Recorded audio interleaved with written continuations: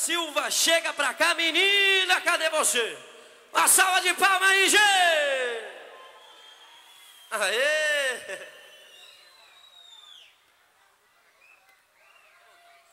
Que maravilha, hein, Cleiton e Romário, Nova Lima. Tem tudo a ver, né, meninos? Vamos sacudir agora com o modão de viola. Chora viola, Romário. Tchá, tchá, tchá, tchá.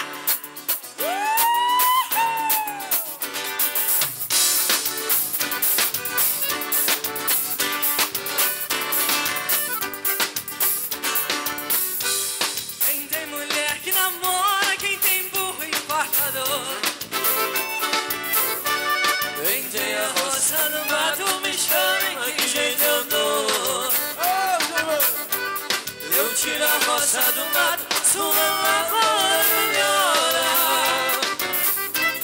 E o burro empacador, eu corto ele na história agora. E a mulher namora dele, eu faço couro.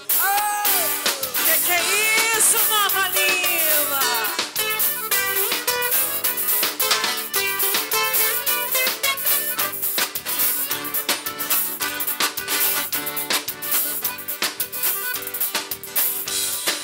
Prisioneiro inocente no fundo de um bafezão.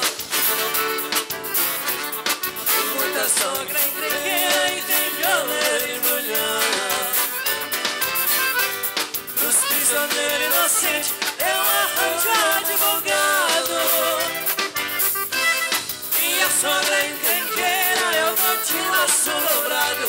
E os violeiros em mulhão com meus versos estão quebrados. Olha o hino da viola! Vamos lá agora pras morenas, né, Cleiton e Romário? Morena bonita do dente aberto, vai no pagode, o barulho é certo. Não me namore tão descoberto, que eu sou casado, mas não sou certo. Oi, minha mulher! Você é assim? Ah, eu tô Assim, é? ué, nessas horas a gente é. Modelo de agora é muito esquisito, essas mocinhas mostrando os cambitos. Com as canelas lisas que nem palmito, as moças de hoje eu não facilito. Eu com a minha mulher fizemos uma combinação, eu vou pro pagode, ela no bailão.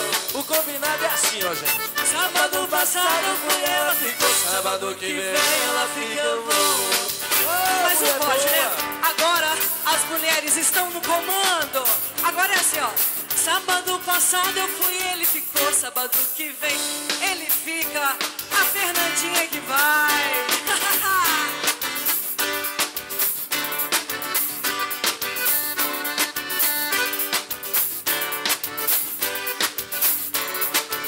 Chora viola.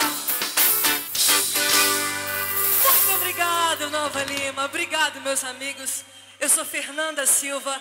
Que prazer dividir o palco com Cleiton e Romário. Obrigada, meninos. Muito obrigada.